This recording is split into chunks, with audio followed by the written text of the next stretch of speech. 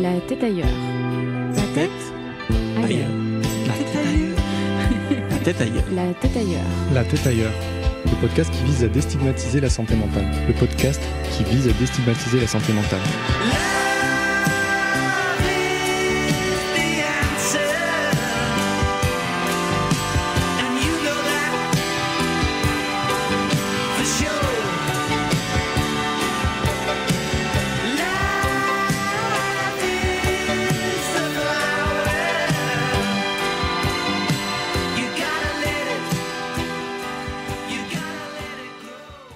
Bienvenue, vous êtes sur Radio Mani et vous écoutez La tête ailleurs, le podcast qui vise à déstigmatiser la santé mentale. Il sera animé par Marc, Stéphanie et Maz, patients au CATTP de Vétramontou. Nous avons créé ce podcast pour offrir au grand public une perspective différente de la santé mentale, notamment grâce à la vision de personnes qui la vivent.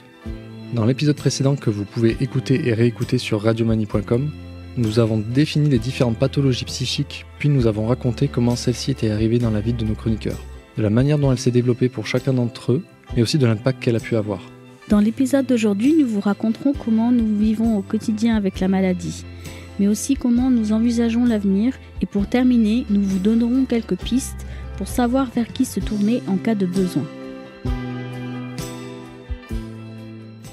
Bonjour, c'est Maz et je vais vous parler de mon quotidien avec ma maladie. Je suis tombé malade tôt. J'avais seulement 16 ou 17 ans. C'était pendant la période d'études en apprentissage. C'est arrivé petit à petit et j'ai dû rentrer dans ma famille car je me sentais trop mal. Je suis resté isolé chez eux durant 2 ans et j'ai ensuite été hospitalisé. Aujourd'hui, je vis en colocation avec 3 personnes, chacun sa chambre. La plupart du temps, je mange seul à midi. Et les soirs, je mange chez ma mère. On s'entend très bien.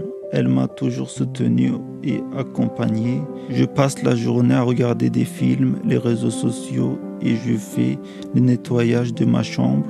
Je ne sors pas beaucoup à l'extérieur car je ne connais pas beaucoup de personnes. L'extérieur est aussi peu une source d'angoisse. Mais ça reste beaucoup mieux qu'avant où je ne sortais pas du tout de ma chambre. Je pars au CATTP 3 fois par semaine pour faire des activités et pour voir du monde. Pour quelques heures, on parle, on rigole, sinon en dehors, je vois personne d'autre. Je vais des fois chez mon père pour passer le temps et on regarde la télé, le sport et la politique ensemble. Je vais 1 ou 2 fois par semaine dans les magasins pour faire les courses pour mes repas et 1 fois par mois à la pharmacie pour prendre les médicaments. Je prends mes traitements tous les soirs, ça me sèche la bouche et me donne des tremblements, mais il m'aide quand même à me sentir mieux dans l'ensemble et à ne plus m'isoler chez moi. J'ai eu un suivi avec une psychologue, mais je ne la vois plus. Je suis suivi par une psychiatre qui me fait des prescriptions de mes médicaments. Un jour, je voudrais retourner à Strasbourg pour voir mes amis d'enfance et aussi dans mon pays de naissance pour voir ma famille. À l'avenir, j'aimerais réussir à rencontrer plus de monde et pouvoir me faire des amis.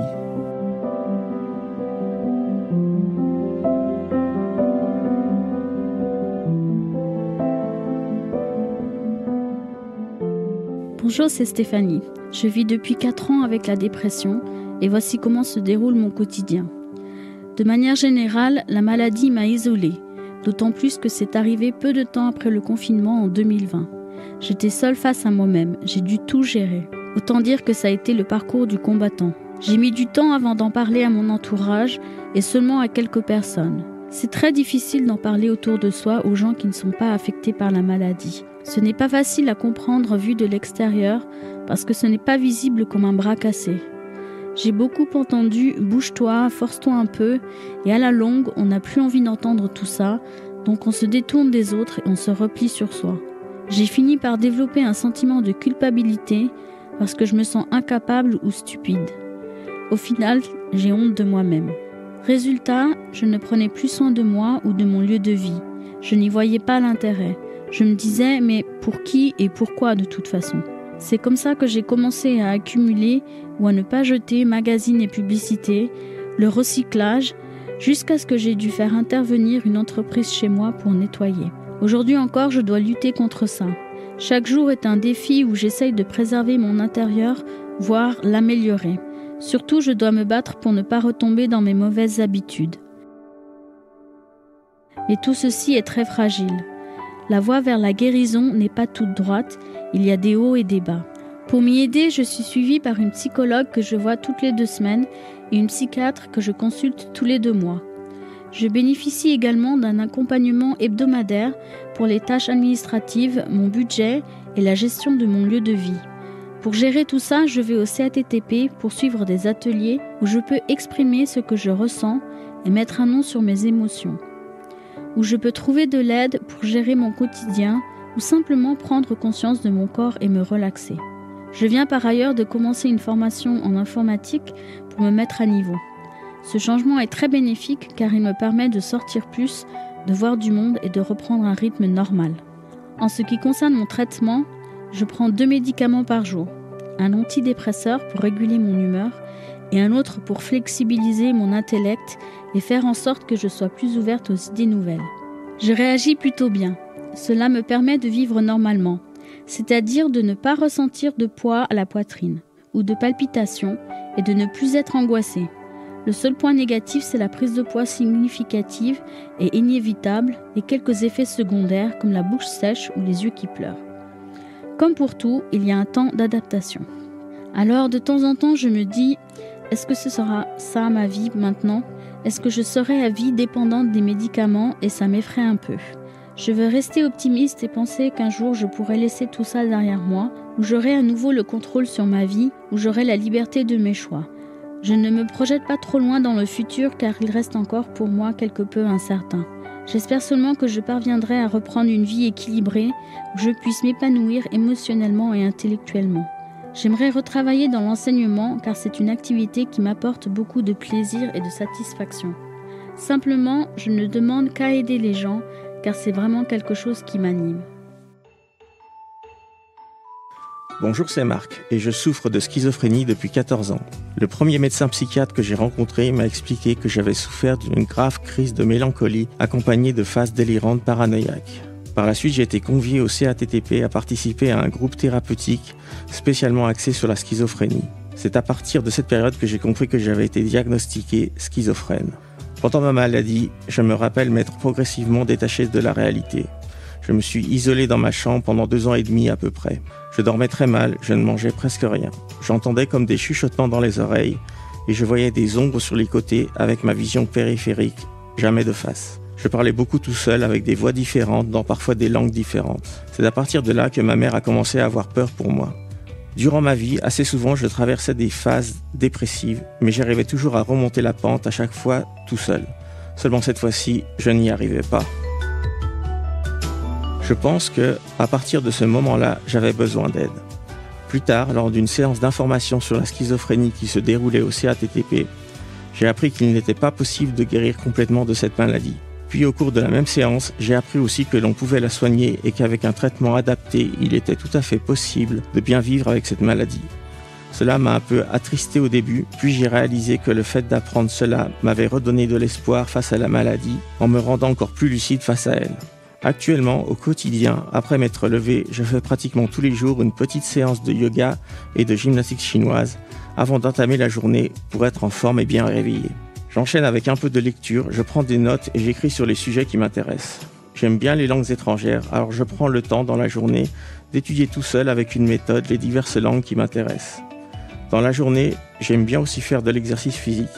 Je pratique l'opéra chinois traditionnel, la gymnastique chinoise et le yoga. Je vis avec ma mère qui me soutient énormément moralement et matériellement dans ma lutte contre la maladie.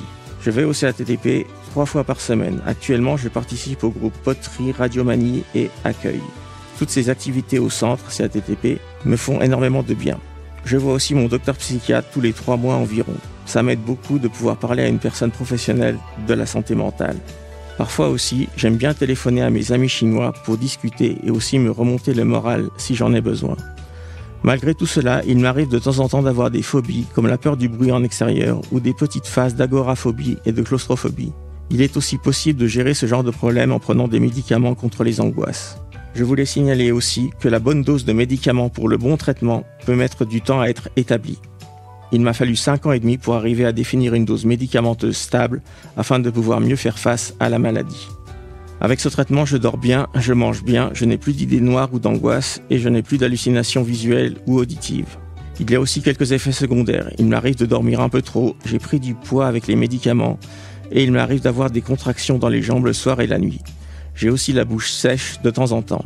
Pour pallier à ces problèmes, mon docteur psychiatre m'a prescrit un médicament qui est en fait un équilibrant qui permet de réduire tous ces effets secondaires. Aujourd'hui, je prends bien mes médicaments quotidiennement et je vais mieux. J'espère encore pouvoir aller de mieux en mieux avec le temps et avec le traitement. J'ai aussi un frère qui vit et travaille en Chine comme professeur de mathématiques dans une grande université chinoise à Suzhou, au sud de Shanghai. Je reste souvent en contact avec lui par l'intermédiaire d'Internet. Il y a plein de choses que j'aimerais encore pouvoir faire dans la vie. Voyager, visiter de nouveaux pays, apprendre de nouvelles langues, faire des découvertes. J'aimerais revoir la Chine, aller à Venise, aller aux États-Unis pour visiter la Louisiane, la Californie et New York. J'aimerais aussi visiter les pays d'Europe du Nord. J'aimerais aussi un jour pouvoir être capable d'enseigner le chinois. Je tiens maintenant un journal en chinois tous les jours. Sur le long terme, je crois que j'aimerais un jour tenir une petite école où je pourrais enseigner le chinois, l'opéra chinois traditionnel et la gymnastique chinoise.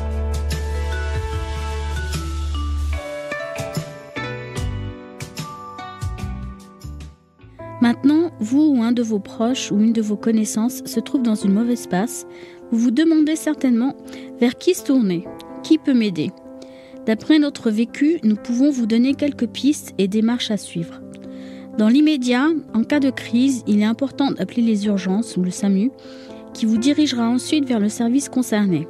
Si vous sentez que votre état psychologique se détériore, manque de sommeil, perte d'appétit, manque de motivation, parlez-en autour de vous. Une personne de confiance, un ami ou un parent, il pourra vous écouter, vous conseiller. Sinon, le professionnel de santé à aller consulter en première intention est votre médecin généraliste, qui au besoin pourra vous réorienter vers un médecin psychiatre ou une psychologue. Pour les plus jeunes, l'infirmière scolaire est aussi une bonne option pour obtenir du soutien ou des conseils.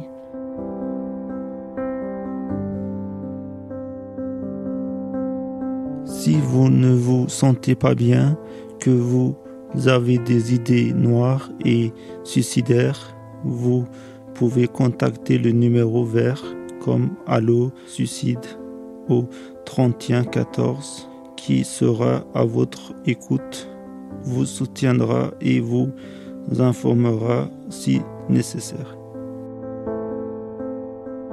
Il faut éviter d'appréhender les maladies psychiatriques d'une manière trop générale, car chaque patient est unique et mérite un traitement spécifique par rapport à sa pathologie. Les maladies psychiatriques restent encore un sujet tabou sur lequel bien des idées reçues persistent. On imagine souvent la personne dépressive, habillée de noir et négligée, alors que vous en avez très certainement croisé sans même le savoir. S'il est vrai que la dépression induit un changement de comportement, elle ne se manifeste pas forcément par une tristesse visible.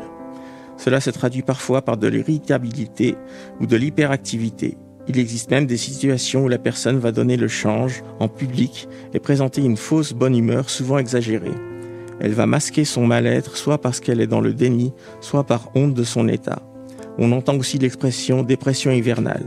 En réalité, on peut effectivement ressentir une baisse de morale en raison notamment de la faible luminosité pendant cette période, mais on ne peut pas à proprement parler de dépression. Il peut s'agir ici plus d'une déprime passagère. Les tabous et clichés sont aussi très présents vis-à-vis de la schizophrénie. Dans l'imagerie populaire, les personnes touchées par cette maladie sont souvent perçues comme étant dangereuses pour la société, alors qu'en fait, les schizophrènes sont bien plus dangereux pour eux-mêmes. Entre 20 et 40% font une tentative de suicide au cours de leur vie. Il reste encore beaucoup de chemin à faire avant que les idées reçues ne changent. Nous espérons que cette série de 3 épisodes contribuera à une meilleure perception de la santé mentale et qu'à travers nos expériences, nous avons pu apporter quelques réponses à vos questionnements. Ce n'est pas une fatalité. Avec une bonne prise en charge et un bon suivi, on peut s'en sortir. Nous vous remercions d'avoir pris le temps de nous écouter, de connaître notre histoire et espérons que cela a pu vous aider.